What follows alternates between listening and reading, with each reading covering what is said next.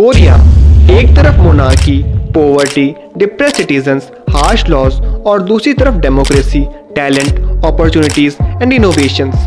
Yes, I am talking about North Korea and South Korea. आज Korea splitted है, but 7th century से 1945 तक Korea United था।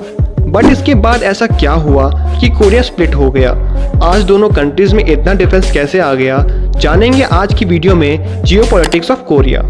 कहानी की शुरुआत होती है 1882 से।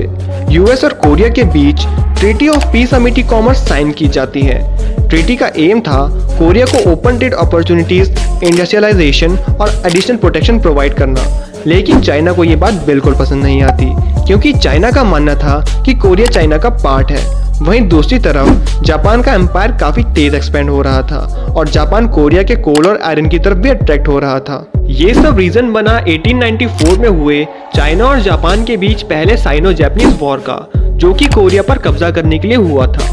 1895 में जापान ने चाइना को वॉर में डिफीट कर दिया और एक ट्रीटी ऑफ शिमोनोसेकी साइन की गई, जिसमें चाइना ने कोरिया को अपने इन्फ्लुएंस से हटाकर आजाद देश माना और जापान ने कोरिया को अपने कंट्रोल में कर लिया, ये कहते हुए कि Japan will protect Korea from outside powers.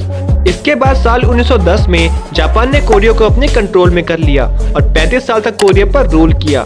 लेकिन वर्ल्ड वॉर सेकेंड में हारने के बाद जापान पीछे हट गया, लेकिन नॉर्थ से सोवियत और साउथ से यूएस ने कोरिया पर कब्जा कर लिया और जोसेफ स्टैलिन एंड रोजवेल्ट ने एक मीटिंग रखी जिसमें उन्होंने कोरिया को डिवाइड कर दिया, वो भी बिना किसी कोरियन लीडर के।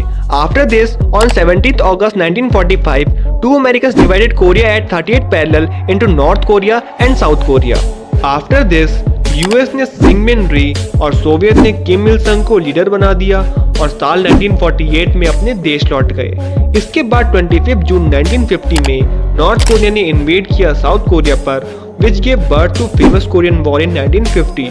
कुछ ही वक्त में नॉर्थ कोरिया ने 90% साउथ कोरिया पर कब्जा कर लिया, लेकिन यूएन ने काउंटर अटैक अनाउंस किया जिसे यूएस ने लीड किया और नॉर्थ कोरिया को पीछे कर दिया।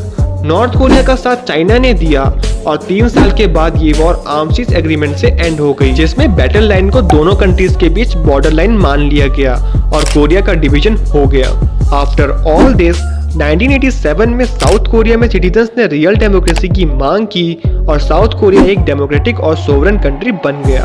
वहीं दूसरी तरफ नॉर्थ कोरिया एक मोनार्की और आइसोलेटेड कंट्री बनकर रह गया और यही कारण है कि आज एक कंट्री हेवन की तरह है तो दूसरी कंट्री हेल की तरह। सो ये थी कहानी नॉर्थ कोरिया और साउथ कोरिया की। If you liked our content then hit the like button. ऐसे ही और इन्फॉर्मेटिव वीडियोस के लिए hit the subscribe button below.